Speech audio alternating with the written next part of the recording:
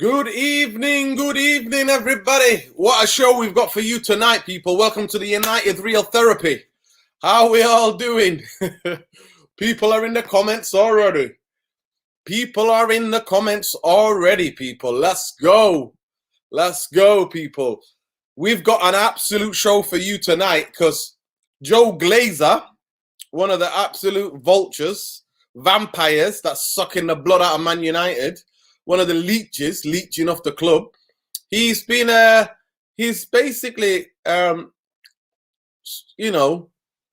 what could I say? He's basically give up his part-time job at a CBBC, writing Jackie Nori stories, and he's give that up, and now he's coming out telling Man United fans about what they've done, how much they've spent, who they are, how they feel like the fans. But anyway, people, the real therapy sometimes is raw, is real, but at times we've got to have a laugh. We have to have a laugh. You know what I mean? We have to have a laugh. So tonight, we're going to be going through it. We're going to be going through it, people. We're going to be going through it. And when we go through it, one statement by statement.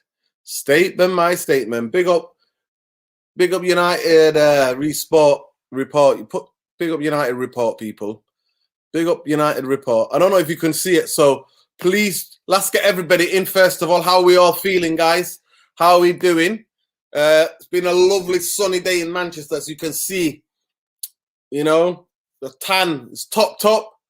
Most of you that could see. Good evening, man like Samuli. Big up, brother. How you doing? Big up, man like Lessie. Glazer's coming out with the usual. Of course they are. There we go. We're joined by Oli Bumbaye. Oli Bumbaye. We've got an absolute show tonight. There's a guy called Joe Glazer who's basically give up his part-time job working at ZBBC as a writer for the Jackie Nori stories, instead turned his attention to Man United. So how you doing, Oli Bumbaye? All the better for seeing your beautiful face, Uncle Dino. There we go. What a scorcher. Have you been enjoying the sunshine? Yeah, indoors, man, indoors. I'm a lobster, bro. I burn. Hot like a lobster. How are you? Yeah, good, man, good. Yeah? Yeah, very good. Can't complain. That's good. I see you changed from Ali to the Palestinian. If you can tell us who that photo is of us, let's educate the audience. Who's the photo of?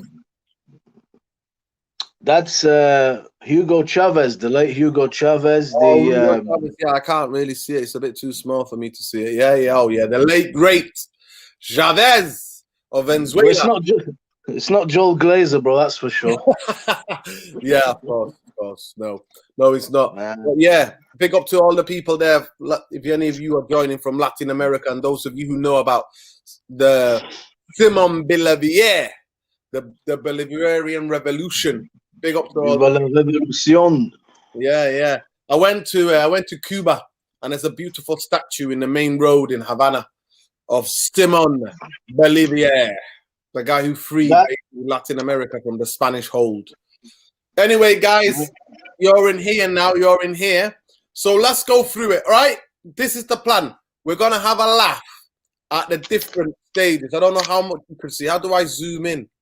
How do I zoom into this? There we go. Do I zoom in? There we go. We zoom in. Guys, can you see this? Can you see this, please? Is that zoomed in, Habibi? No, we're still, me and you are small screens on the left, and we've got this big thing in the middle. I don't know what it is. The big thing in the middle zoomed in, yeah. Yeah, it's zoomed in. What is that? All right, so these are the statements that I'm going to be reading from Joe Glazer. So are we ready? Are we ready for the comedy? Can we get thumbs up, please? Are we ready for the comedy? Right. Well, before you start, let me. You know me. I might be the voice of reason here. You might not like some of the stuff I've got for you, but that's, I guess, will make it a good show. And I'm wearing armor. I'm prepared to be launched with tomatoes. I'm joking. The only thing I would say to you is that please don't come on here. This is the headquarters of getting the Glazers out campaign. So we don't need you to come out and start defending and making Jackie Nori stories up. Neil Ashton has got he has it, because we don't need that on this channel. If you want to talk about tactics and Ollie and all that, yeah, we can do that. Different opinions on the football. But when it comes to this fight, these parasitic owners, parasite, I don't think there's anybody. I think the only thing that is going to be different with me, Nuruddin, is my approach going forward and how I'm going to ingest whatever we're going to talk about. I know you are, doors closed, do not pass go. You know what I mean? It's over, goodbye. No matter what you do, signed, sealed, delivered, sayonara, irrespective of what that means and what happens in the future. Good night, Vienna. Correct? Good night, Vienna. For me, 16 years long overdue. They have been a virus in this club. They have been a virus. Most of Man United fans who keep an eye, who pay attention to this stuff, have seen it and studied them, have shown that they have been absolute vampires, absolute parasites. They have been. So let me finish. So let's get to the comedy. We'll come to the analysis in a minute. But let's get to the comedy. Guys, are we all ready? Right, here we go. Joe Glazer. Our goal is to win every competition we compete in. And we will continue to invest in our academy and in the transfer market to support the manager in an effort to meet the club's needs. Oh, that's the first one. That is the first one. Let me just let Irfan in, right? Are we ready to go with the second one, people? Are we ready to go with the rest of them? Are we ready to go with the rest of them? Irfan, welcome. Let me just welcome in Irfan. We've got to do the bit by bit, guys. We have to do it bit by bit. Welcome, Irfan. How are you doing, bro? I'm okay. I'm good. Have you had a lovely day? Have you enjoyed the sunshine? No, I've just come out of the gym and I tried to get some dinner in before the show. So, you know, it's been busy, tired day today, you know. I really enjoyed it. It was a lot better in the afternoon. It was okay in the afternoon. I was up at 8 this morning and I left just as I arrived to the gym. It was hot, and then I started seeing the messages about the fans forum. I forgot about it, and then I was reading some on Twitter, and then you called me, and I was like, "My God, it's just you couldn't make this up. You couldn't make up what I'm reading at the moment. You just couldn't make this up." I mean, the idea that these vulture capitalists are gonna just do anything they say. I mean, to me, the most telling part was the fact that they think they're worth the dividend, what they said. They think they're worth the dividend that they get, the millions they give themselves. You know, but we'll get into it because, like, there's so much to get into. The voting rights, the share issue, the bullshit they give us, the think they can invest in the stadium. There's so much to pick apart in this. But, you know, only the morons and the ignorant, the blind will believe a word that was said today. That's the truth. There's no right way of saying it. Are you ready? Are you ready for the next? So we've had a laugh with the first one, right? So the first one, I don't know if you've heard it or you just missed it. I heard it. I heard it. The second one, the second quote. So are we ready for that, guys? Are we ready for the second quote? Are we ready for the second quote, guys? There we go. Let's get ready for the second quote. The second quote says, Joe Glazer, Old Trafford is the heart of Man UFC. Go on, Joe. While we have spent over 100 million over the last 10 years on infrastructure projects, we will now accelerate the process of planning much more significant investment and upgrades to the stadium. What 100 million? Where? Lord of mercy. That's what we want to hear, man. What 100 million have they spent over the 10 years? Can anybody please tell us in the comments what they spent on them? Yeah, they basically moved some of the fans behind the goals and put a disabled section in there, right? Yeah. That's what they've done. That cost 100 million. I don't think so. So what about that? What about that training ground? What about that training ground? Is that's a lie?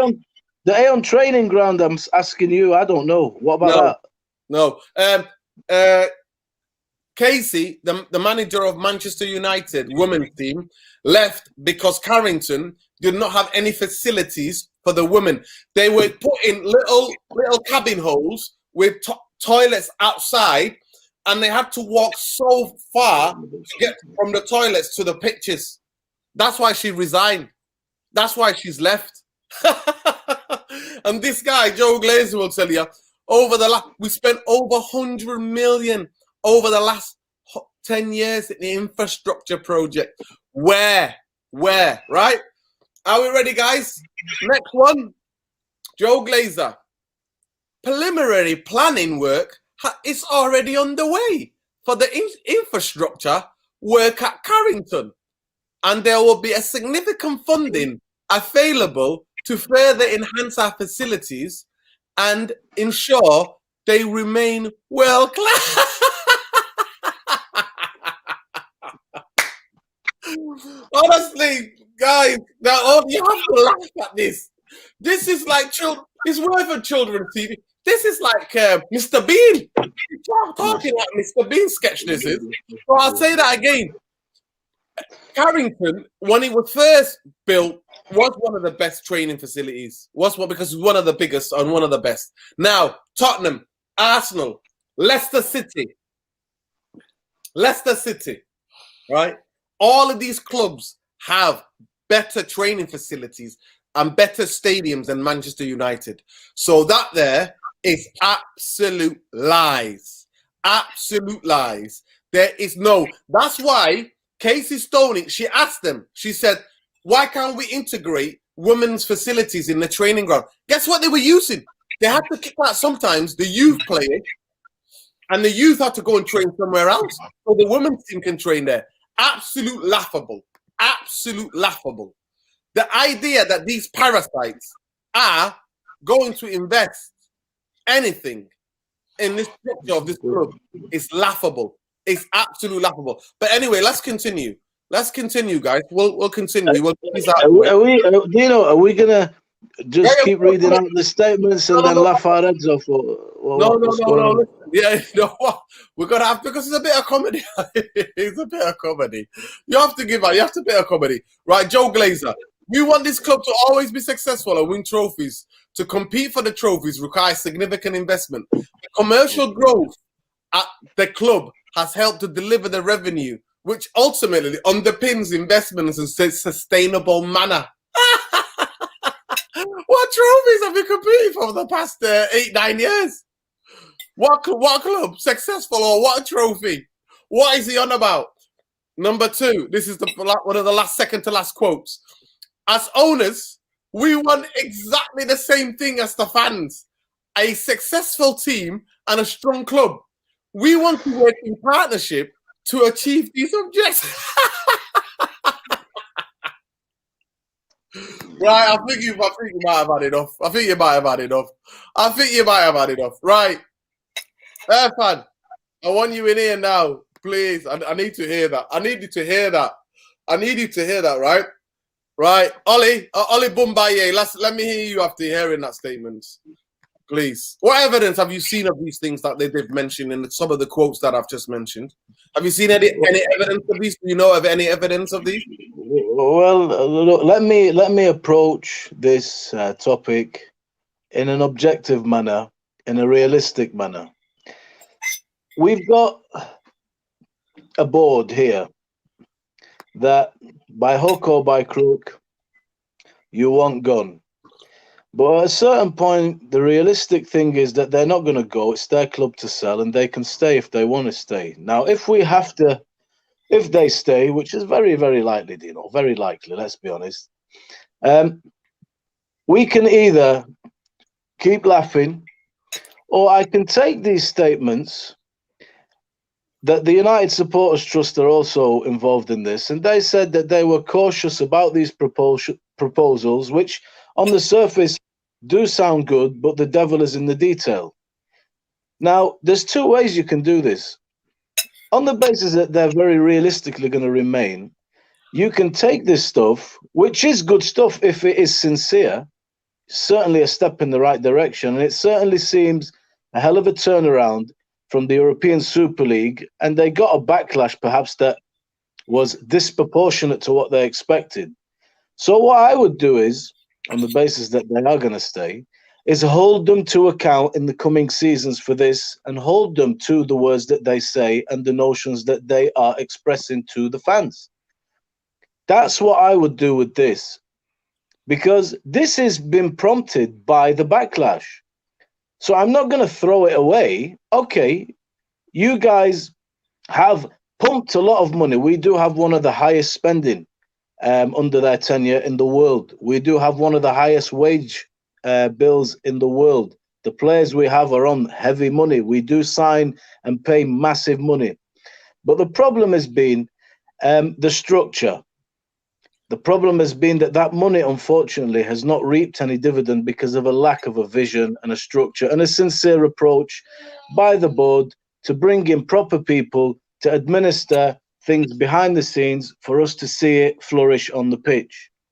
But in terms of what we spent, we should have been challenging, we should have been winning, and we have had some of the top managers around, but they all seem to have failed pretty badly.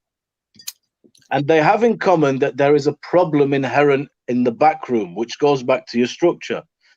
But I think if these guys are reaching out, you can do two things. You can either throw it right back in their face, or you can say, okay, you want to build a bridge. This is what you think. This is what you say you want to do. All right, we've got a transfer market coming up now. You've given us a director of football and Darren Fletcher. Let me see what you're going to sign for this team. You want to build the stadium? Okay, this is what the stadium needs. The Manchester United Supporters Trust have a voice in there now. They know what it needs. Let's see what they can do. That is my take on this thing. Irfan, I'll let you come in there. I mean, jokes aside, Nuruddin, because you're laughing at it. You're doing what we call the laugh of the preposterous statements that we heard. They're absolute. The Stasi or any kind of dictatorship in a joke country like I know North Korea would be proud of these statements. Yeah, that's how farcical every statement was, right? This idea that we spent all this money with Disney, we spent nothing. They just use the club as a cash cow, load it on with debt so they can get the hundreds of millions they've had in dividends, right? You cannot believe a single word that was said because it's just a preposterous. They said they're going to invest in the club, the stadium. They're going to invest in players. They're going to invest in the training infrastructure. Where's the money going to come from? Where is the money going to come from? Did they say anything about where the funds were going to come from? Did they say anything, Nuruddin? Did you hear anything about where the money was going to come from? Did they say anything about debt leverage? Did they say anything about we're going to get this much from sponsorship? Did they back up anything with facts and figures? Anything? No. It was just a really pathetic PR statement from vulture capitalists. And the idea that people, listen, let's be honest about Man United. A lot of players come Man United because of the wages are crazy. A lot of the managers become because we are like, rinse the club dry. Because when you've got owners that believe in rinsing the club dry, why wouldn't you get other people coming to want to work there who want to rinse the club dry? Why wouldn't that just goes hand to glove there? That's how it works. So I don't get this kind of this idea that we've got we're going to spend this much money. We spent all this money. Dirty money brings dirty money to the club, and that's just what it is. People like Mourinho and that, they're vultures. They're the same. They're the same. It's just that they're smart enough to understand to do it legally. They're not. He's not asking us to pay the debt of the venue. He's just of the club. He's just there to say, look, I want the top money. I'm the top guy. You want success? I'll do it. And it's bullshit because he leaves and he makes all the money, like he did with Spurs as well. Now there is so much in this, that those people that are cautious. I'm sorry to say, but there's some things not quite right upstairs in your brain if you're cautious about this. Thankfully, Glazer's out is still, a big hashtag. Is still, Twittering is still all over Twitter at the moment. It's still, trending, which is good. But I expected this, Nerd. I did not expect anything different. I expected a complete joke. The idea that they were going to talk to the fans they're a million miles from fans. Are they could never be a fan. A fan could like be a nuclear bomb on top of their head, and they still won't understand what that was. They still won't understand what it was to be a fan. I mean, I know, like, you know, you joked about and you were laughing, yeah, and I feel like laughing too, but I'm in the angry stage. I'm still in the angry stage, as you can tell. You know, laughing. I get why you're laughing, because I hope all our fans can see through this. I hope all the fan channels. Right. I hope everyone can see that this was the biggest pile of shit I ever heard in my life. I hope everyone can. Right. This is Must, right? Must, Manchester United Supporters Trust. Yeah. Must, this is the headline from their point of view after the meeting at 1 o'clock today. So they said Joe Glazer meets fans. Must appeals to the global fan base following Amber Light for fans share scheme. So that was the big takeaway. Apparently the Glazers are gonna now agree to fans having shares that have meanings, because there are different levels of shares there, fans. There are shares that are passive, right? And there are shares that the Glazers own. Now, the shares that they sell of Man United are passive shares. You buy shares in the club, you have no say how the club runs. But today, Joe Glazer apparently said that he's willing to let fans buy shares in this club with zero detail. So it's that since the game postponed, is that in the past couple of weeks, they've had since the the Super League came out, they've had all this time to go and get nitty-gritty details. But anyway, let me read out the statement. Joe Glazer meets fans, must appeal to the global fan base following Amber Light for fan share scheme. Must appeal to the... There we go, I've read it out. In the first of our meeting between Joe Glazer and the Manchester United Fans Forum, in which there was a frank exchange of views, it was revealed Manchester United is in talks with the Manchester United Supporters Trust about potentially new revolutionary share scheme, which, if it goes ahead, would allow fans to buy shares in Manchester United with the super voting rights as those previously held executively by the Glazer family. All right, people, we're hearing that. The full details and the minutes of this meeting in its entirety will be released next week. So you will see exactly what the opening statement of Must was. Apparently, he kept referring back to it and referencing it. And the full details of his replies will also be published next week. So perhaps you can do a follow-up to see what you think of this stuff. I'm just going to read out what they've said, the statement that they made, just as following the next page. Joe Glazer was held to account on a series of issues, including debt, dividend payments, ticket prices, lack of investment in the stadium, lack of engagement of the supporters for 16 years. And that's why I'm laughing, people. That is why I'm laughing. 16 years they've owed this club. They've had ownership of 16 years. And today is the first time they have communicated with the fans. The only other day they did is the first day they bought the club. They gave an interview to MUTV, which is in-house club TV. And they... Propaganda. They said, yes, we agree with the fans. The fans are important. So 16 years, remember that. That's why I'm laughing. Because you have to laugh. You have to laugh.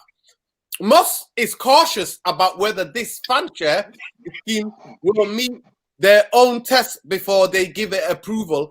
And despite huge concession on the voting rights, this potential signals, as ever, the devil is always in the detail. But Nuruddin, but also remember Nuruddin. In particular, despite Joe Glazer's assertions, this will be the largest fan ownership group in the world sport. Must is concerned there is a risk that the scheme will limit the number of some such fan shares made available, so reducing the opportunity for this to achieve a meaningful collective fan ownership stake, and ultimately with the potential to result in a change in control of the club. For that reason, Must today is signaling their intention to recruit millions of members millions of Manchester United's huge global fan base to unite behind their campaign and to sign their pre-launch Sign for United campaign. Site is www.signforunited.org, so they can be part of the campaign when it launches in the next 10 days.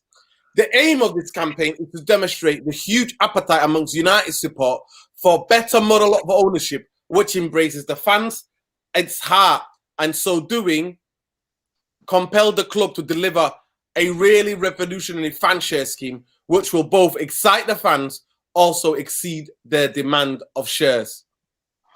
There you go, Irfan. You can come in now. No, Nuruddin, look, I got earlier on Twitter, regarding this, that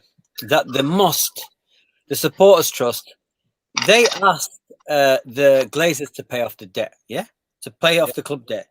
And apparently that was rejected. Am I right? Of course. That was rejected by the Glazers, yeah?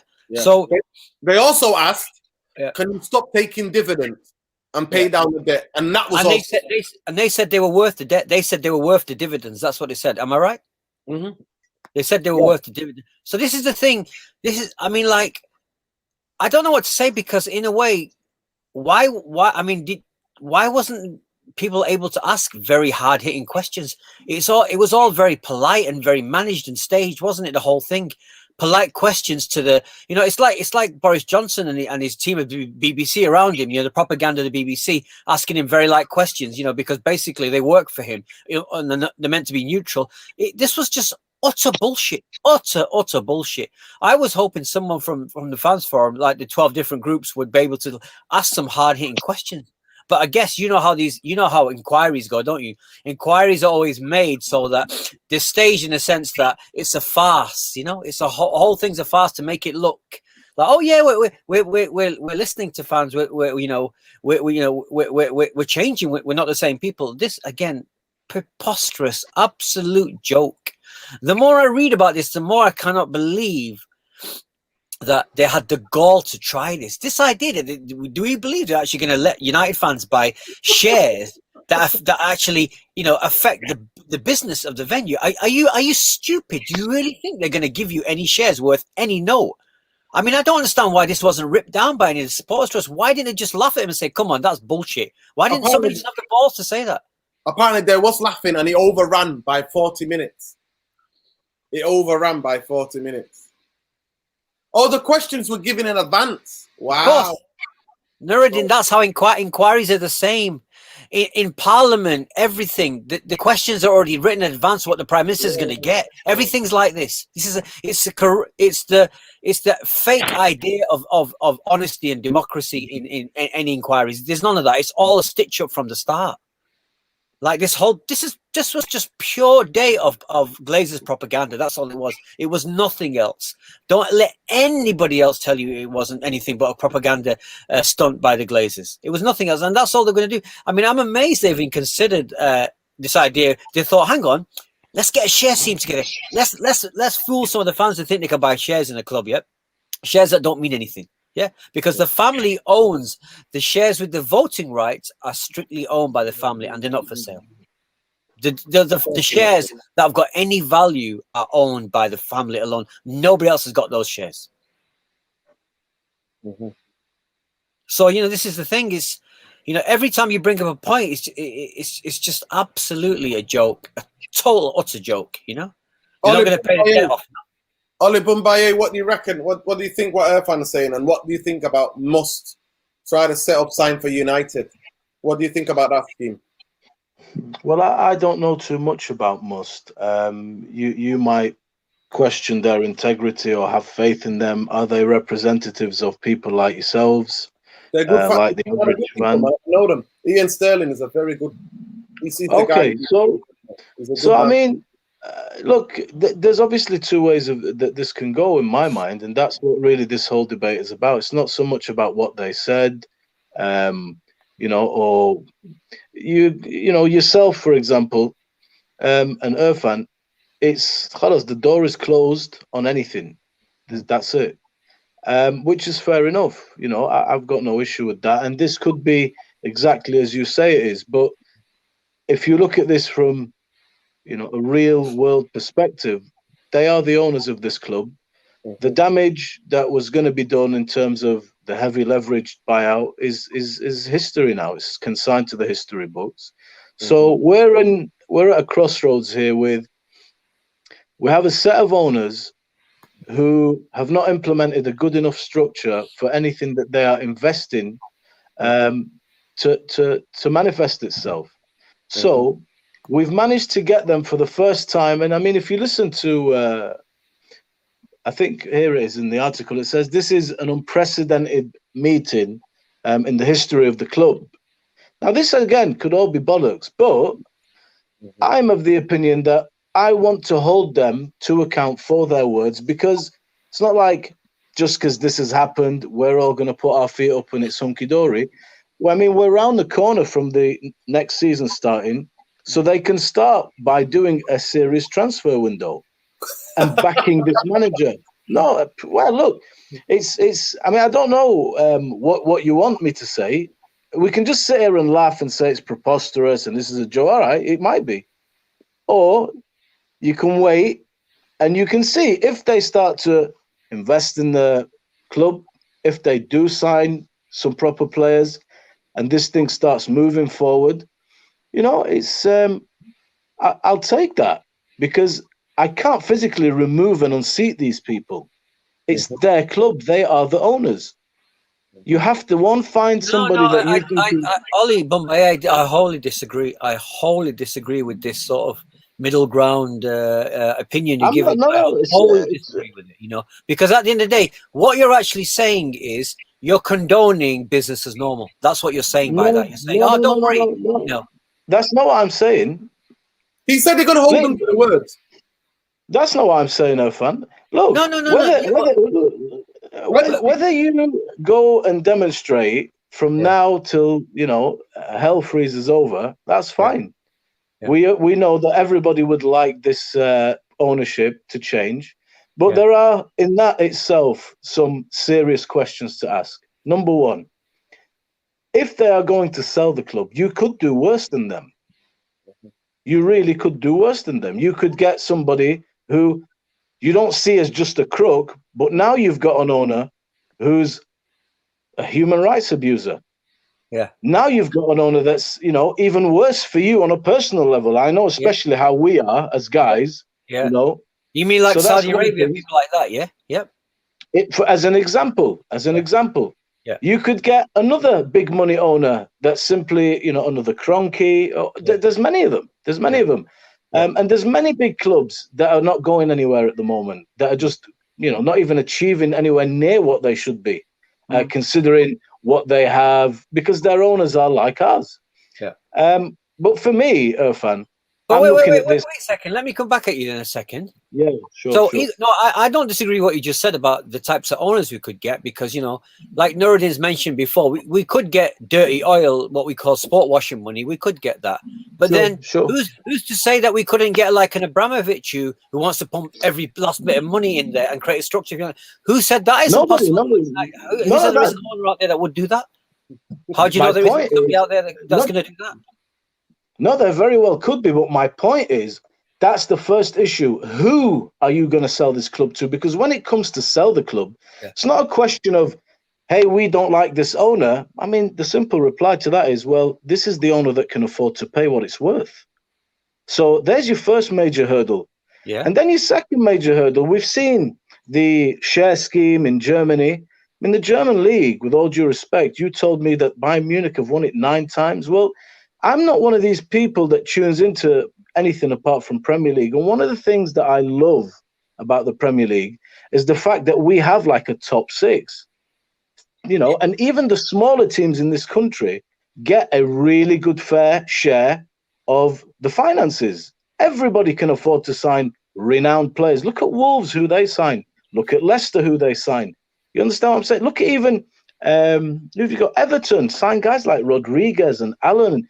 Good players, and it makes the league a real competitive league, and that is why it's the most watched league in the world. It's not Germany or France. Those leagues, I'm not disrespecting them, but they're boring. It's a foregone conclusion. In this country, you've got the league race. We've got 4 teams that have won it in the last 5 years, I think. We've got the most amazing top 4 race every season, and it's because all of those clubs have top managers, top players, can pay big wages. So that also has an inherent flaw in it if we already look at Germany.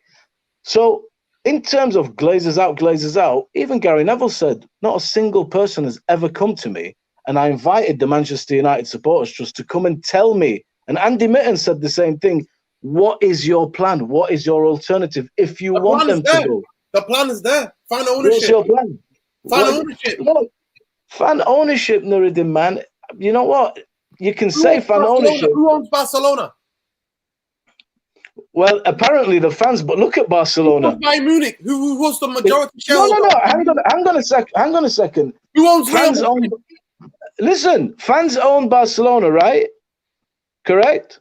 Yeah. Look at Barcelona. You want to be like them? Look at them now. I wish the decade they've had, I wish we were like them. Well, no, listen, under the Glazers, we've had some great times as well. 5 leagues and and a Champions League. So it's not been all disastrous. But I'm saying to you is there are inherent problems with fan ownership, with the +1, with who you're going to get. They're not just simple questions. Listen, to answer. At the end of the day, all the fan ownership will have a proper structure in there, right? That's what we're the biggest thing we're lacking. You would not have heard of me complaining about the. Actually, we wanted them out because they loaded the debt. They've loaded the club with the debt.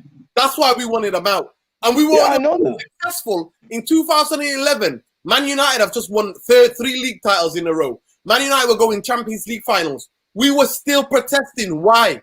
Because they were taking dividends and they were loading the club with debt. Nothing has changed. This argument is redundant. I'm afraid. These bankers control our club. So the solution is, when you said what they come up with, now there is a plan. There is a healthy models. Now, don't get me wrong. The fans are the major shareholders in Barcelona, at Real Madrid, because that's what they vote for, presidents. And they punish the presidents. So they vote them out every year there's elections. Somebody else wins. Bayern Munich, they've got 2 companies plus the fans own that club. But everything is done above and proper. Do you know why that is? Because year after year, decade after decade, they train former players to work in the administration side. Yeah, sure. The former players become directors of football. Former players become CEOs. I understand. That's how they do it. So there are models. I know your argument, but I just want to move on to other solutions. The solutions for me is that Manchester United have one of the biggest fan bases, and I support what Must are doing. Sign for United. Because if the Glazers, like you said, if I have to laugh, because as Irfan uses the word preposterous, that's the word for it. As they say, that means that Man United fans will be able to buy shares. We will buy enough shares to be able to kick them out. And already will get somebody who loves United, who loves Ajax, but also loves United. Instead of having somebody like Ed Woodward or Richard Arnold, we could have Edward van der Sar, right? I don't mean that means trophies are going to reign in. All the structure does, it gives you an opportunity.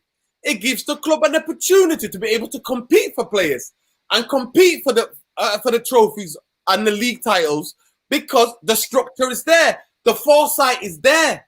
That is all it does. And if Manchester United, if majority shareholders are by the fans, Manchester United do not need to be in debt because I'm telling you now, fans, global fan base will be able to put a down payment and be able to pay some of the what's happened, the debt that we're stranded with now, and hence we will then use that money to then improve the stadium, improve all around the Old Trafford area, build training facilities, stadium for the youth and the women's team. We could do all that. All this could have been done. What you don't understanding and what some people do not know is that Manchester United, 2005 before they come in, Manchester United, first of all, last time Manchester United were in debt. Can any of you guess what year Man United were in debt? Olin Bubai, can you give me a year you think last time Man United were in debt? Do you know? Not a clue, bro. Right, 1930s. 1930s was the last time Manchester United were in there. And we're talking about during wartime. Wartime, when Old Trafford was getting the shit bombed out, right? Bombed out, and the whole of the country was getting bombed. That was the last time Manchester United Football Club were in debt. At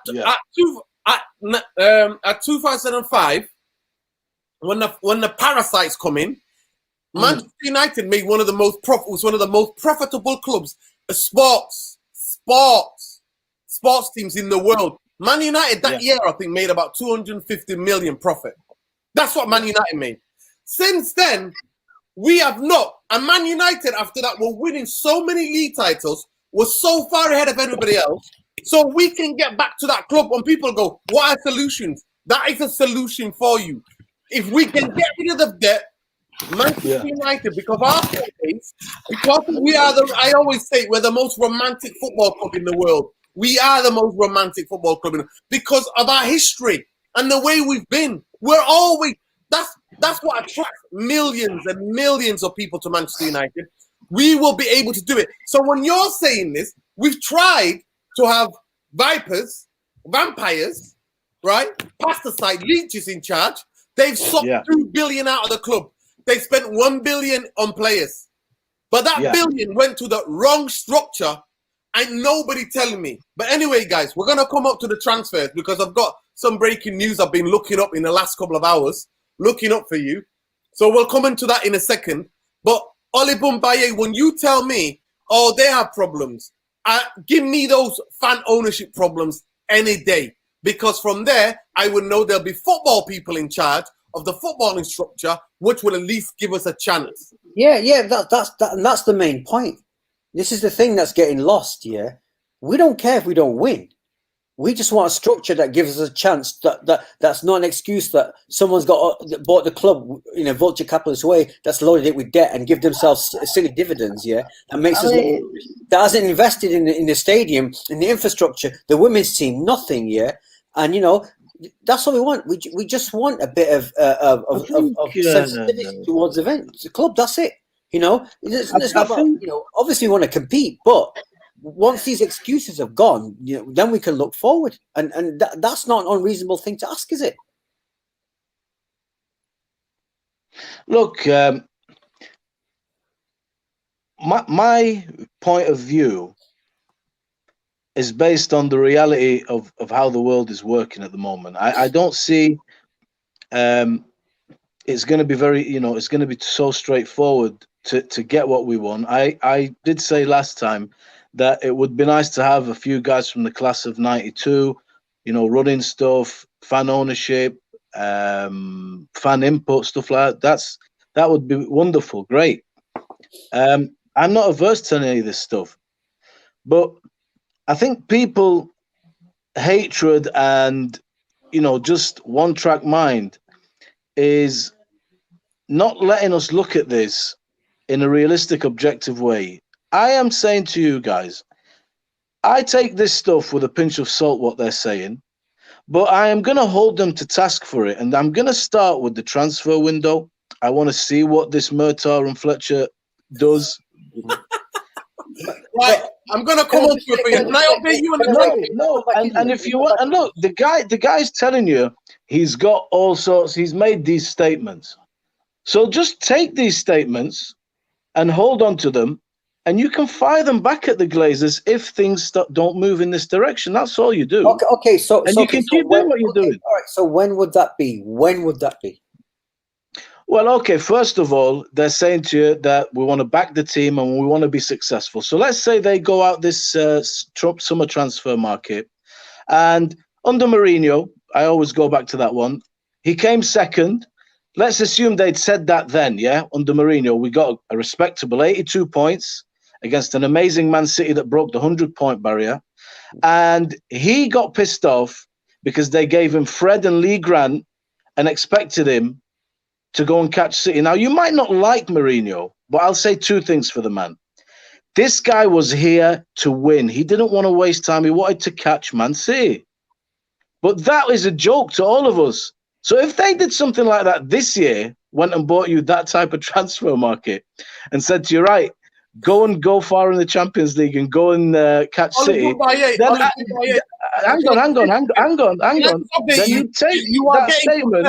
You are getting compared to Graham Souness on the That's comment. fine. That's fine. Look, that's fine. That's fine. But then you take that and you think, well, this is a bag of shit, what you're saying. And the lads, everybody that took it with a pinch of salt was right too. And then you can just intensify your thing. But let's say they do go out and they do get everything that we're asking for. And then they do start investing and do put their money where their mouth is. Then it's half a problem. But it's half a problem, guys. Wait a second, Ollie. They've not done it for. You know what I love? They've not done it for 16 years. What makes you think they're going to do it now? Because what happened is the only reason we're actually getting for the first time, number one, an interaction with them. Number two, they're addressing the things that we've been shouting for all these years, and it is on the back of the backlash they suffered from that ESL move. Yeah, but the way it was a good thing in the past. But the way you're phrasing it is the gist of your argument, which some people call a strawman argument, right? Basically, you're basically saying, be careful what you wish for. That's the underlying statement of your argument. No, it's not. It's not. Be careful what you wish for. There is an element of be careful what you wish for, because sometimes, if you do get a different type of owner, I mean, you agreed with me last time we spoke about this. Yeah. It could be worse. It could, at least, all right. We know what we're dealing with now. I still agree with that now, but I'm saying that, but that's not a reason to placate our toxic behavior, our toxic owners. That is not a reason to placate them. Worse than this. No, I'm not. I'm telling you. Look, what you want, what we all want here, the change of ownership and the dream of having people that we're familiar with that represent the fans, is fine. It's worth fighting for more than anything. Yeah. It's not just hang on. It's not just bang bang bang, get the Glazers out without having what is the next step already? It's like you do the revolution, Irfan, but the hard part is sustaining it. That's what I'm saying. If we get them out the door and we're not sure what's next or how to do the next part, so could be an issue. Do you know what I mean? Yeah, but you've just pointed out the main issue going beyond that. Let's be honest. We're not organized to think. We haven't got like a proper 50, 100-point plan, as in what we do if fans got hold of the club. We don't have that yet because we're not organized. And the reason we're not organized is the fact that we're not organized is the reason that these vultures are still in there. The reason it hasn't grown big, it hasn't grown into a massive thing like a revolution to keep these guys out because of all the vested interests. Arsenal got this guy, man. Huh? Arsenal got this guy, guys. You saw him, Eck, the Spotify owner, yeah? Yeah. And he seems like somebody that Arsenal fans, much prefer to Kroenke. Yeah, but they want anyone but Kroenke. It's anyone for Kroenke but Arsenal fans. It's anyone but my point is here. If you take that as an example, they've got somebody they're ready to embrace. So all we need to do now is keep the pressure up. They need to take his money and job done. If we had, for example, somebody like, well, let's just take Conor McGregor as a bullshit example. Not that I'm for or against it. I don't know what the guy's plans are, whatever. Or somebody there that you thought, you know what? Yeah, this is definitely better. He's more appealing. He seems more transparent. I don't think we'll have the same problems. We're ready to go then. But I don't think we have that yet. Not that we should stop fighting for it. And look, I don't think I'm saying anything wrong, guys. Take these statements that they've made and hold them to account for it, because that's something you can do now and going forward. But us lot getting them, unseating them and finding a buyer with £4 billion or whatever that is not only going to buy the club but put us in the red instead of the black is not just going to be hunky-dory straightforward. Right. So I don't see it happening tomorrow. Yeah. Well, listen, now we're moving on to the transfer because you wanted an update on the transfers. According to Fabrizio Romano, who watches the transfer guru, the man who knows, he said Manchester United are going to spend the majority of money, which is what we usually spend, to 70 to 80 million net, right around there. Maybe 60 actually net in Man United. That's how much we spend. They're going to spend on the attacker, and then Man United will have to sell before they buy. So all of these people getting excited about Kane and Sancho and maybe Varane or all of this. That's why you never see me do anything about a transfer. I am never going to be clickbaiting you guys. I'm not. I could wake up every morning, look at all the news, transfer news, who's linked to Man United, and get it in there. They don't do it. The club already does it. We're the second club in the Premier League who do it already. We have in our website, in Manchester United website, we have a transfer to see who we're linked with. That's how much of a joke of a club we are. So, and there are new contracts apparently offered to Juan Mata. Nice. Seen him the last year? Have you seen him play? How many games has he played in the last season? I don't think he's played more than maybe 10. Yeah, it's good to keep though, man. If Juan Mata's played 10 games or 15 games, please correct me. Please correct me. But I think at the most he's played 15 games. That is not enough. You don't give a contract to Lee Grant, what could be our fourth choice goalkeeper, now apparently is now the goalkeeping coach. So he's going to get a contract. And Lee Grant lately, what has been, every time Man United make a substitution, he's the guy who's holding up the bus. And you know the funniest thing? Ollie doesn't even make that many substitutions. So he's not even had to do that. But we're paying him wages. That is fantastic. What else? The Varane thing is a smoke screen. It's a PR stunt. Manchester United, literally our club, PR people like Neil Ashton will go and brief their fellow journalists, and then you've got someone like Simon Stone and these other muppets, these what they call access journalists, who will come out and try to do a spin-off of, well, at least Joe Glazer's talking today. 16 years too late. Apology not accepted. Glazer's out. That is what we say to that. But the Varane, the Torres, the kid from Villarreal, all of these are not going to happen, right? They're not going to happen. And Manchester United now, the latest is, according to Sky Sports, or it is, Man United are linked with Harry Winks. But listen, why? Hang on, look. I actually think he's a decent player. But do I think Harry Winks is going to take Man United to a title? No. Is he hell? Yeah, but look, what you're doing here, right, is you're peeing on the Varane thing, but you make out like the Harry Winks thing is true, and it could all be fake. No, this is according to reports. I said according to reports. But yeah, but the way that you're United. Can I just look at? Let me tell them to you. Is he going to choose someone like team like Paris Saint-Germain where he can play with Neymar and Mbappe, or is he going to choose to play for Man United? Look, Paul Pogba chose Man United. Paul Pogba chose Man United. Paul Pogba is there for one more season, and you know what? Look, irrespective. But look, Man United, yeah. Paul they Pogba, are different. Can I just tell you something? Can I inform you something? And sure. Next May, Paul Pogba will be able to walk out of this club for nothing. All right, okay. But my point to you is, look, the Glazers, I don't like them. We've made that clear. We'd prefer something else. A fan share ownership, fine. But our problem is, and a lot of fans take Man United. What's your reaction to that? Mata signing for another year when he's only played maybe 15 games this season. I'm happy with Mata to stay. He's great to keep around for the young lads. It's the youngest team in the Premier League. I was very happy with that. Very happy. Even guys, look, people used to cry about Ashley Young. He's on 80 grand a week. He was a guy that's there. He doesn't complain. Mata doesn't complain. 180 pounds a week.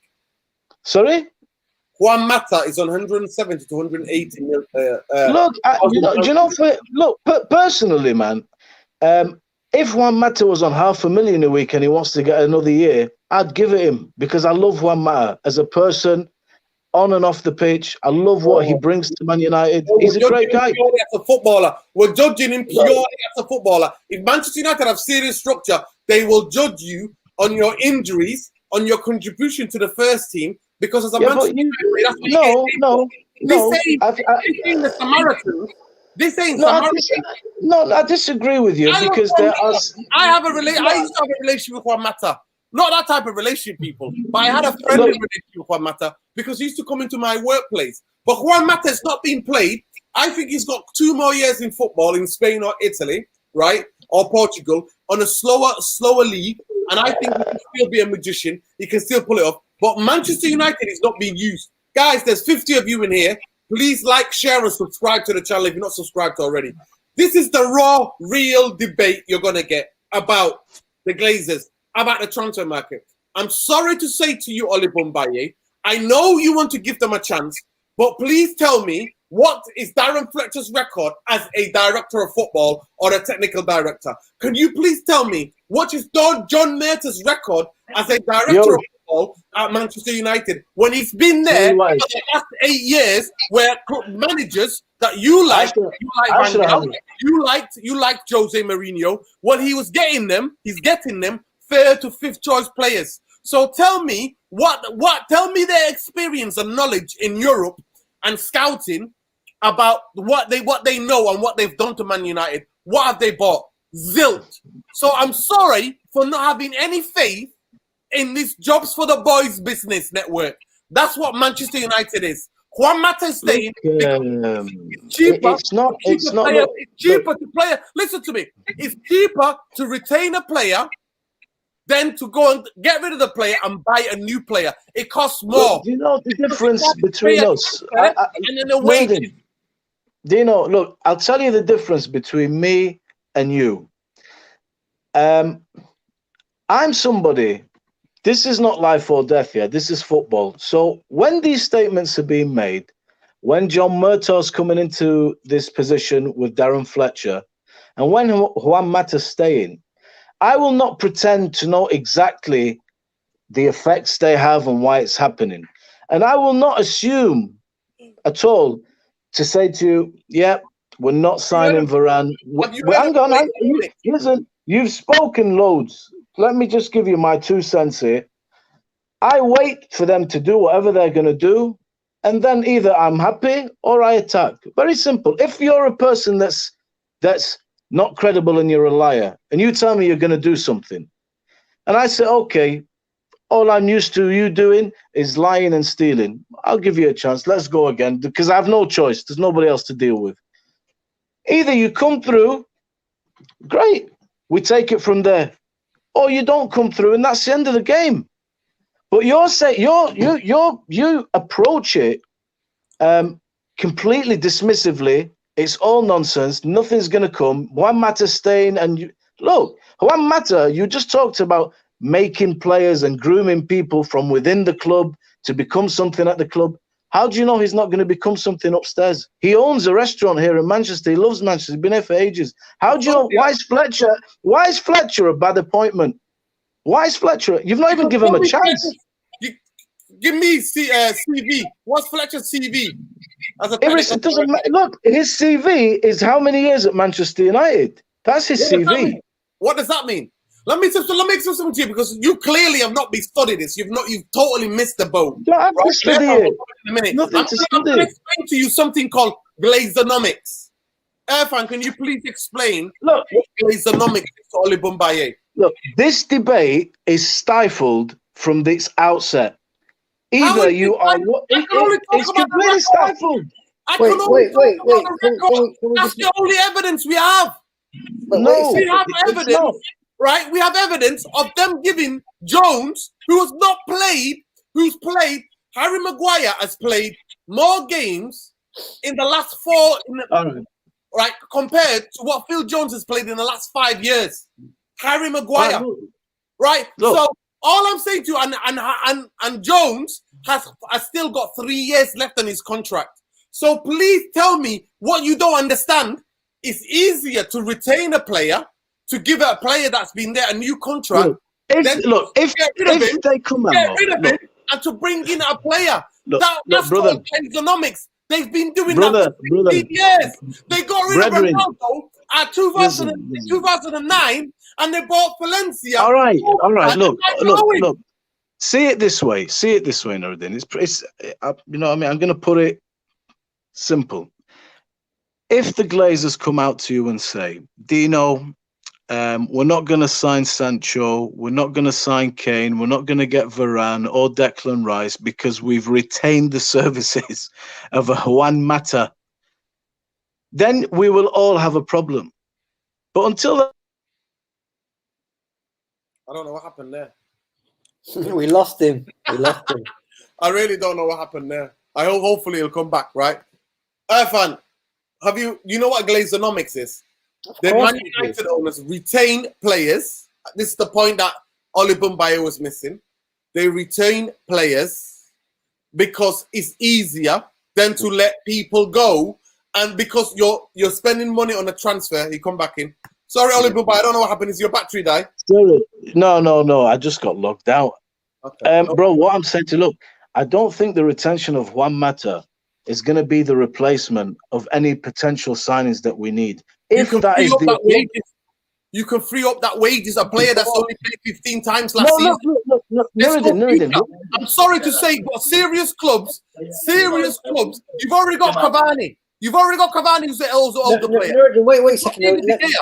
Nuruddin, let me just say, City have just got rid of Aguero.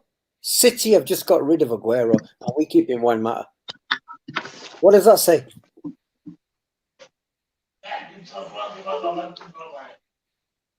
Absolutely crazy. Crazy. I'm going to shut up and let you finish your point. Bro, all I'm going to say is, yeah.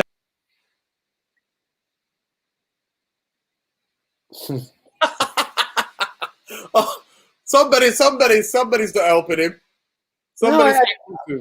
I appreciate what he's trying to do. I appreciate because a lot of society is like him.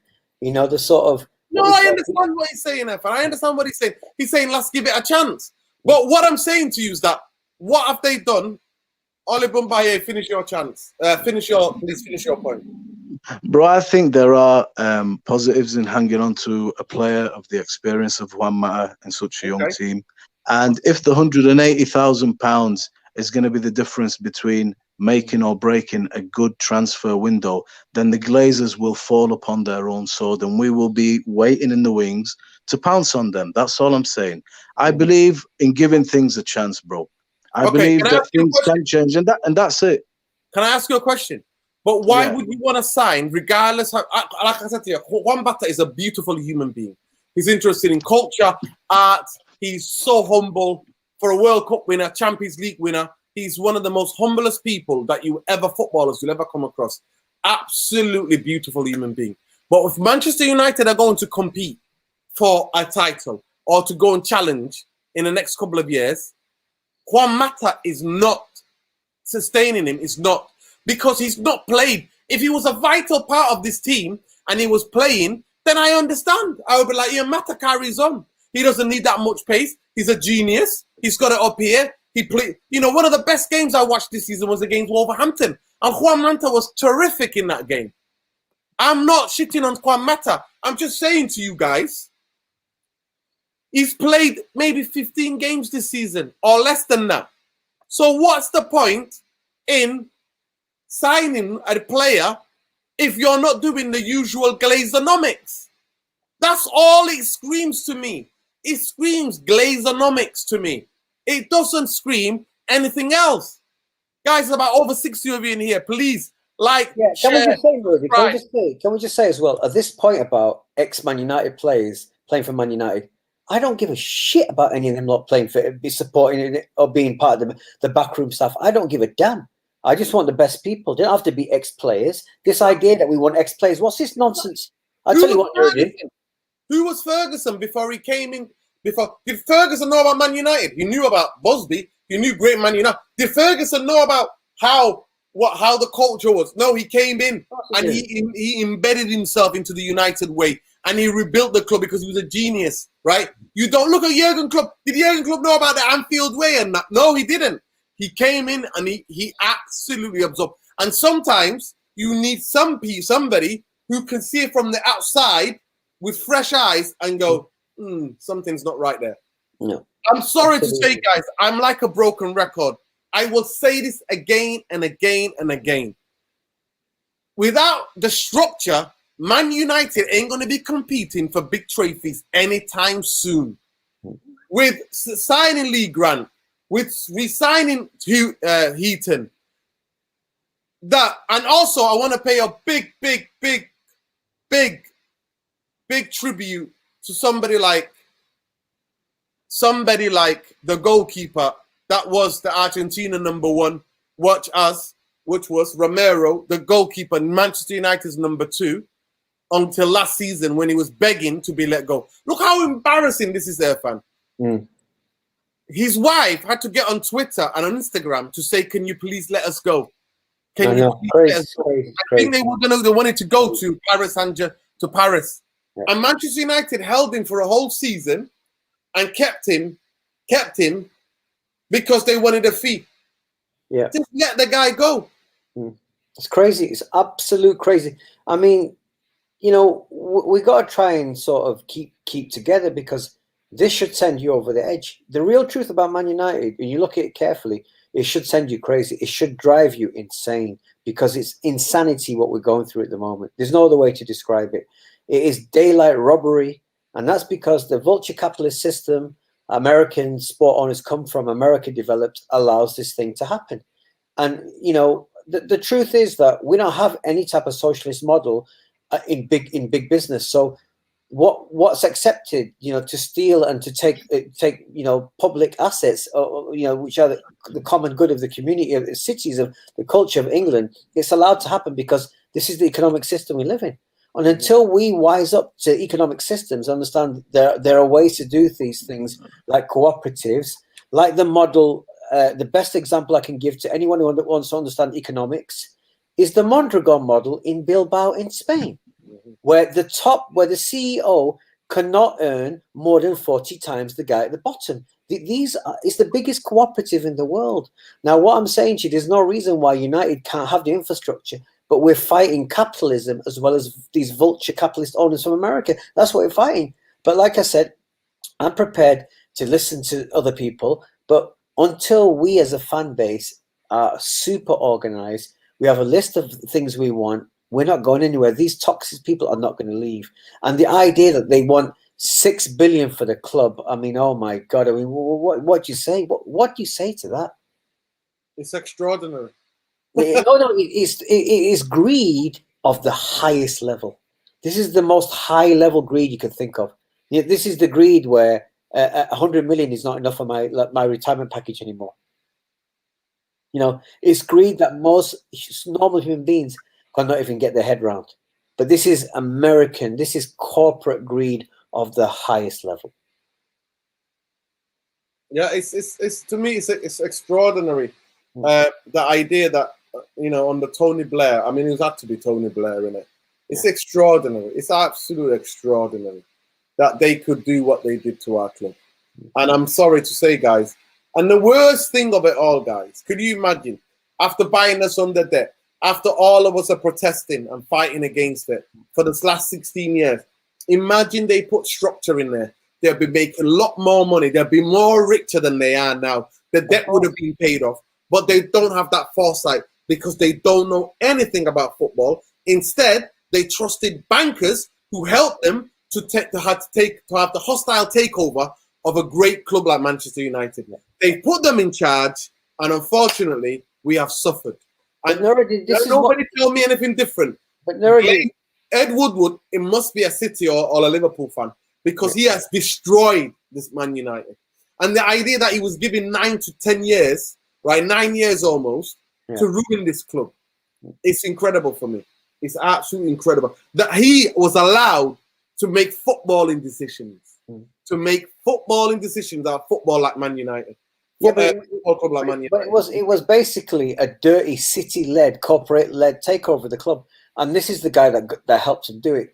Woodward was the one that helped the Glazer family get hold of Man United because he arranged the debts, he arranged the leverage, the debt leverage system scheme. He arranged it all. So, because he also bullied, like people forget, Manchester University's institutions in Manchester had shares in Man United.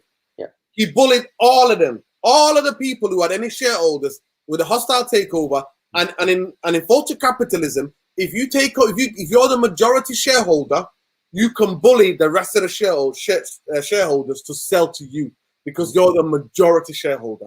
I mean, that just tells you how much of that game is rigged. It's a rigged game. It's an absolute rigged game. It's incredible. It's absolutely incredible. So the only thing that gives me hope is that if the fans were to buy, if the global fan base were to buy enough of the shares, I mean, it's a dream. It's a dream. Something that might be maybe it's a fantasy. But if they did that, we would be able to do a hostile takeover and get these leeches out of our club. No, but they're willing to be able to go and get companies, ethical companies, hopefully, that would want to do like the companies they have who just want to make money, who want to advertise, like they have at Bayern Munich. You never hear any bad practice from those companies at Bayern Munich. They listen to the fans. The fans, the players control, the ex-players control that club because they send them to universities. I mean, the goalkeeper, they send him to university to go and study business administration. He will be the CEO of Bayern Munich soon. Yeah. You see, that's the difference between getting ex-players and making them fit for the roles, not just because they play for the club. That's the difference. That's what he's been shadowing Rummenigge for the past 2 years. Yeah, there you go. He's been shadowing. You don't just go and learn at university. You then go and shadow and learn. Come on. You're talking about trying to understand the difference between the English economic culture, capitalism, and the German system. The Germans are very prudent people. They're very smart. They're very organized. They're very measured. They don't do things like we do. They don't do joke things like that. I'm sorry to say, they just don't. Even their most right-wing government is more left-wing than our left-wing, our so-called left-wing government. That's their most right-wing. So come on, let's just tell it as it is, you know? Facts. Guys, there's been US sport teams are franchises which is different business model than you have in the UK. Yeah. Yes, Windy, we do. And the idea the other day, everybody went crazy on our Twitter because obviously the club has forced Bruno Fernandes, the most popular player with the fans. Yeah. And I'm wearing his t-shirt. People don't know that I'm wearing his t-shirt, right? They've asked Bruno to make a video, which was pure propaganda, absolute PR. And he called us an organization. He said, everybody other, and that's what I took particular. I know English is not his first language, but he speaks very good English. Yeah. But do not call us an organization because the word franchise and organization is interchanged when referring to sport teams in the US. And I detest that. We are a football club with a beating heart and a soul and a spirit. That's the history of Man United. That's why we're the most romantic club in world football. The most romantic club in world football. And I took an absolute exception to that and called it out for what it was. And absolute jokers who now support players other than supporting the team are saying, well, what have you got against him? How can you just take these words out of context? That was a video that was pure propaganda. Neil Ashton and the club put together, but they made it and they said, can you release it on your Twitter, please, Bruno? The way the video's been edited, it was incredible. Oli Bumbaya, you coming back in? There you go. The floor's yours. Right, I've just finished with I'm 100% Glazer out. I'm totally with the masses. I'm taking these statements. That, by the way, I don't think anybody doubted that. Yeah. I'm taking everything that they've said here, and I'm waiting to see the full minutes to see exactly what they're saying. But ultimately, what they've said, okay, you want to reach out? I'm going to take those statements, I'm going to load them into the Glazer out gun, and I'm going to be ready to fire them back at you if you don't come through. So what I want from them is not only these ideas, which under a good ownership are music to my ears, that's what we want, but there needs to be a timeline of when you are going to start the work on the stadium and what you're going to do. There needs to be an idea of, well, we're going to see now the transfer window, how we're going to prepare for next season. So I'm waiting patiently because there's nothing else really in my power to do. And if they don't come through, they will fall on their own sword, and nobody's going to sleep over this. It's we take it, pinch of salt. Let's see if you can come good on it, and if you start to reverse the damage you've done, we'll check in again and do a review. But right now, it is Glazers out all the way, and I'm just taking this stuff, and I'm gonna hold you to task for it, because you can't make statements like that. And then think everybody's just chilling and that's the end of it. No, if you do that at your own peril. So that is what it is, and that's where I am. Yeah, I can only tell you because they said that they're going to employ, they're going to do interviews and employ. The club have made statements before saying that they're looking for a director of football. They've used their cronies in the press to put that out. Yeah. And then we've not had it. Unless John Murtagh, that's been there for 8-9 years, since 9 years nearly he's been there now, since Moyes came in. And how he now knows anything is beyond me. But like I said, I'm cynical. I'm deeply cynical. And the thing what people don't understand is that Oli Bumbaye is that kind of glass half, you know what I mean, half full kind of guy. I'm glass half empty kind of person. You're not cynical. You know what? I am cynical when it comes to the Glazers. I'm deeply cynical. That is not cynicism. It's based cynicism on is something completely different. Cynicism is you looked at the track record. You've seen what they've done for 16 years. I've studied it. I've not just looked at it. It's called reality and truthfulness. It's called reality. It's not called cynicism. Well, no, I was talking about John Murtagh and Darren Fletcher about the Dino, I think your cynicism is not misplaced, and it's not just conjured up out of your personality. It's completely rational. It's built on the back of a lot of stuff that you were one of the first guys in green and yellow and explained to me what that whole thing is. So your cynicism is well earned. I don't say no to that, bro. Listen, I'm going to sign out before I get thrown out of here again, and just say, look. No problem. Hey? Thank you for the contribution, Habibi. Lots of love. Yeah, man. Yeah, definitely. Shout out to the United Therapy, everybody that's tuning in, and look forward to the next one, man. Yeah, definitely. We're going to be doing a fans phone in. Hopefully, we'll get people to interact with you and Airfan. Can we just say Nuruddin as well? Okay, no problem. I just want to read this out. I just want to read West out, right? Wes Best said the thing is that the situation we're in at Manchester United can easily be fixed. It's not rocket science, and it's incredible. Of course it is, West. All they had to do when they took over this club 15 years ago, or even 10 years ago, or even 5 years ago, or even this year, is to put in a first-class footballing structure, head of recruitment, director of football and a technical director. And you know what? Manchester United will be making moves. We'll be cleaning out deadwood. We'll be bringing players in, and we'll be on our way to, in the next couple of years, to be challenging the likes of Man City, Liverpool, and Chelsea. But we are not going to. And I'm telling you now, if those 4 players that Oli needs, because I'm talking about Oli, not me, the Glazers could sign the best 11 players, and I still want them out. That's just me. But Nuruddin, go with debt. So for me, Sancho, this and that, I don't care who they buy. The title is, we don't care who you sign.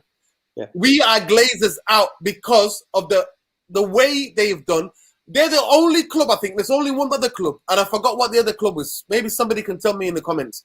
And by the way, we're coming up to almost 20 minutes. We're gonna an hour and 20. We're gonna cut it at 20. So we've got 3 minutes. 3 minutes left of the show.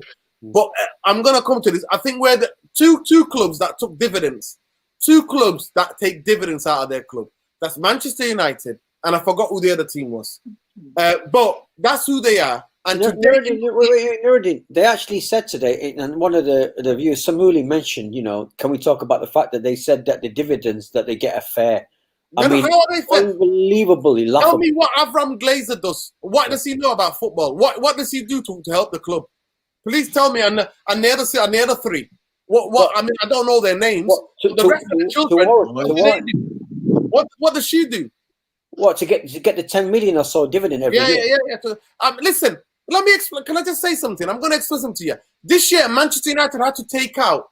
Because they didn't want to be like Liverpool and Spurs, like embarrassing their fan base. Because Liverpool and Spurs put the people who are working for the club on furlough schemes, which is absolutely shocking, right? Man United, in terms of the PR, they've done everything correct. And I was bigging them up. They were supporting food parcels with Manchester United Foundation. They were doing everything. But they had to take money out get more money, more debt into the club. I think they took out, 100 or maybe 60 or 70 million. And still, Irfan, in the midst of the corona global pandemic, they took out 20 million in dividends for themselves and their family. Of course. Because greedy, unscrupulous owners, that's what they do.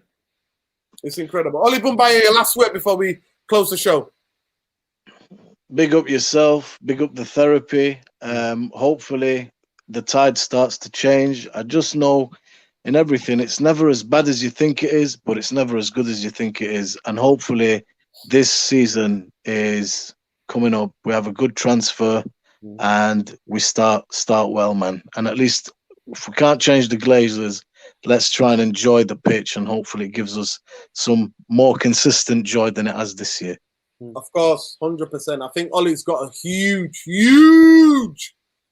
season ahead of him in terms of this is make or break. It's make or break. It's make or break by Christmas. Like Ollie Bumbai said it already by January.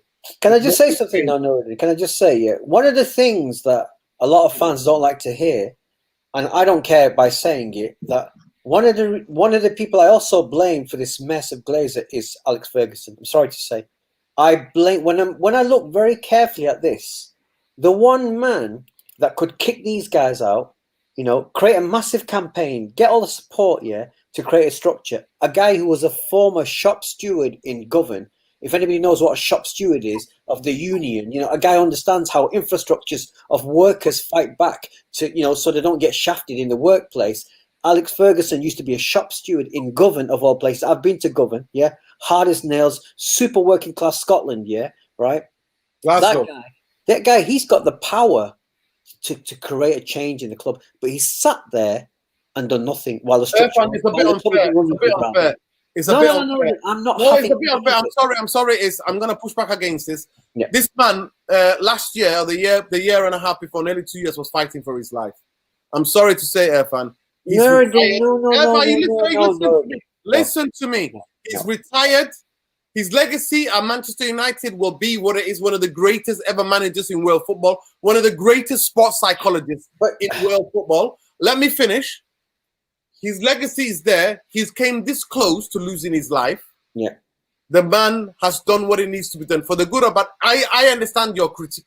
No, because he put us, listen to me, he's put us in this position because a guy called Rock of Gibraltar, a horse called Rock of Gibraltar, the vampires, that is the Glazers, the bloodsuckers took over Manchester United because of the two guys, McMahon and McManus, who are United fans apparently, had an argument with Ferguson over a horse called the Rock of Gibraltar, and hence why they sold their main shares to the Glazers. And the Glazers took over that club. But what I'm trying to say to you, Irfan, have you watched the documentary? Have you watched the documentary about Fergie, the new one that his son did about him, where Cantona's narrating it? You haven't. No. You need to watch that. But wait a second. But before you say some things you might regret, because he now has not got that time or the energy. He's enjoying his retirement. Of course. And calmly. He's done enough. He's a man in his 80s now. He's in his 80s now, I think he is, or close to his 80s. Wait a second, I don't think you'll be asking. It's exactly the same thing you'll be asking and saying when Nelson Mandela resigned or stepped away from being the prime minister or the president of South Africa, he should have still had something to say about South Africa. Once you're out, you're out. Now, all managers are Man United historically, and the Glazers have kept their end to the bargain, is that you become an ambassadorial role. You have an ambassadorial role, and that's all you are. No, I wholly disagree with what you just said, okay?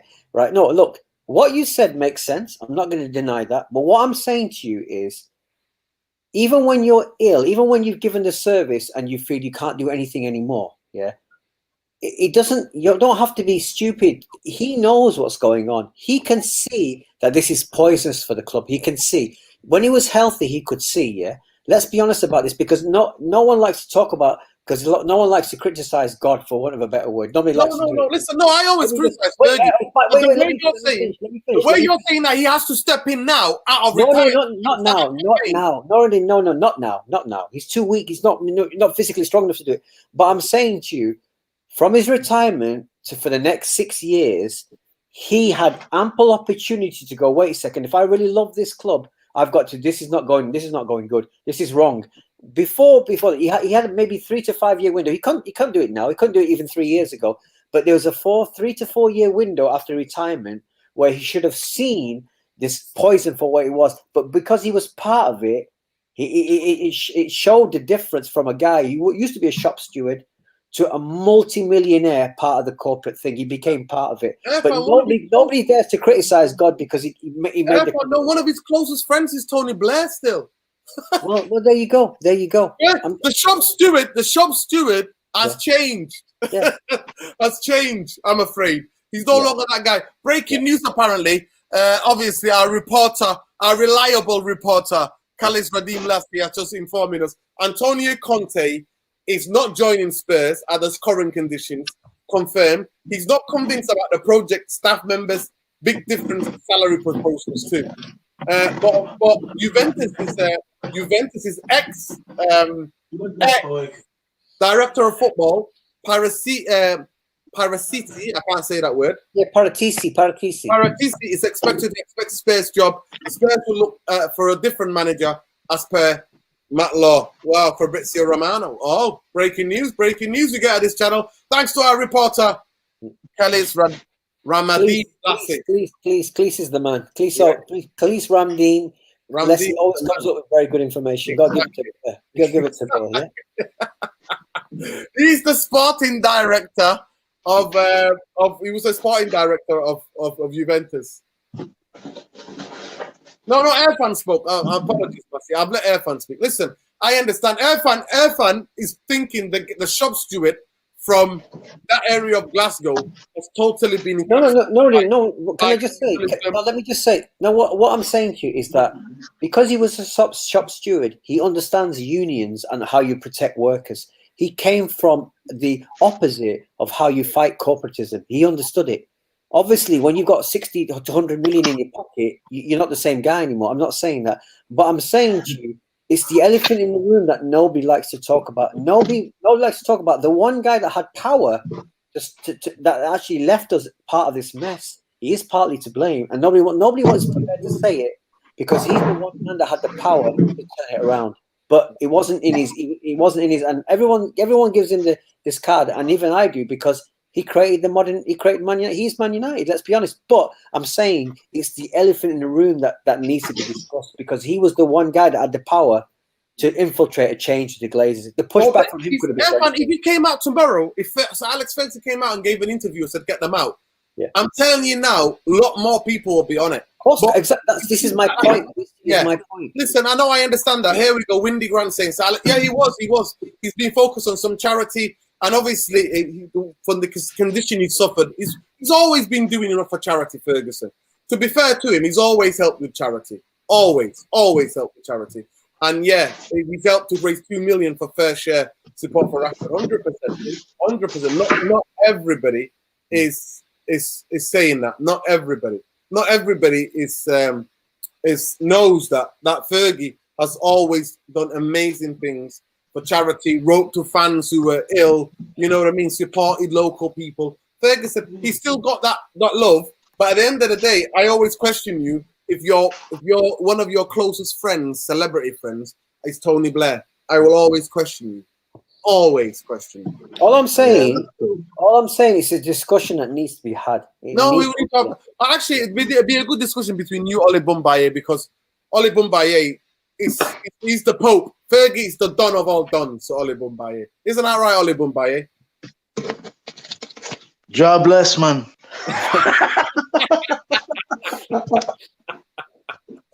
God bless Fergie.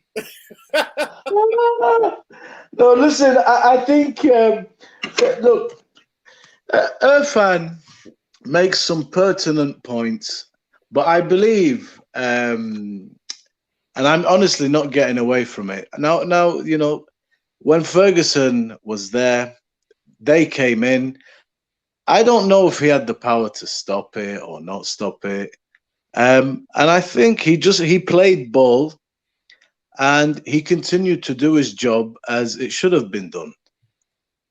I mean, if we want to blame it on him because of the Rock of Gibraltar and the way who would have thought the Rock of Gibraltar, even Ferguson, would have ended up in... I'm not saying to blame him.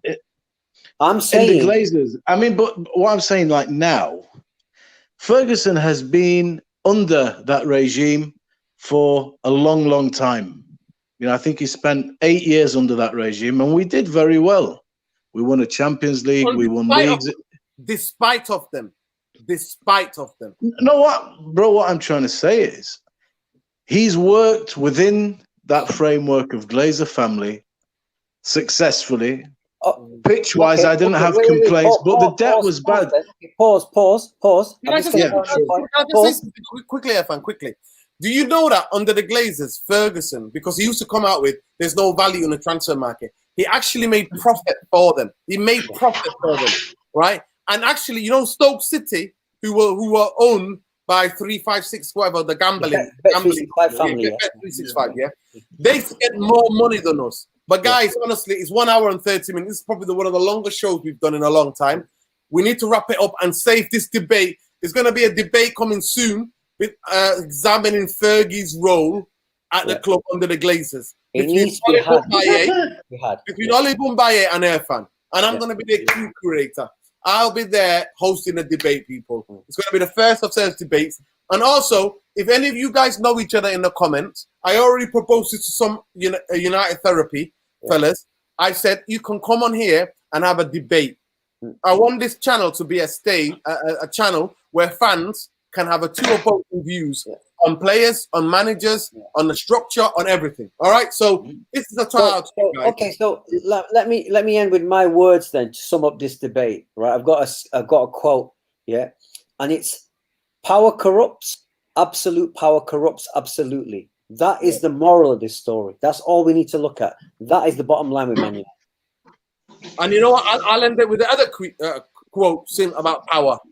Power concedes nothing. Exactly.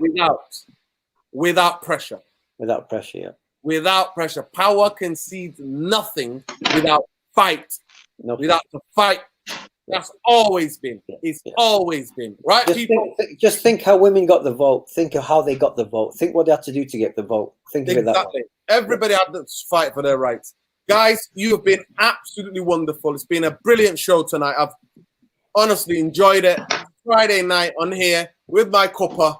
Irfan there eating his ding-dings after his gym. No, look, I was having strawberries, look.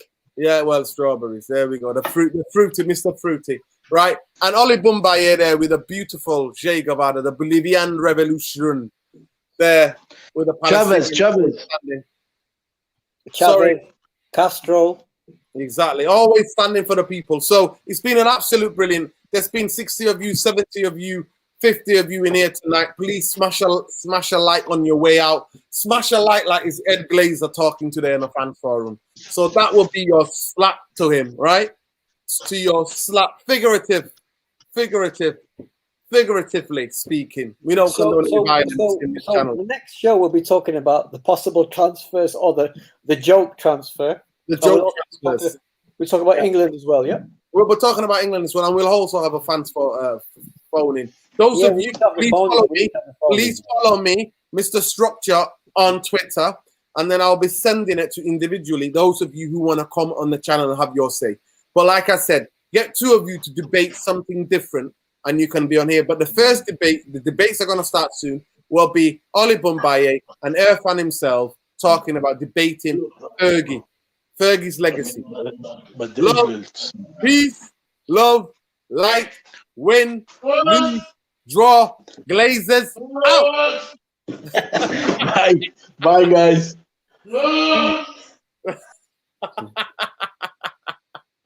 Peace, people. Good night.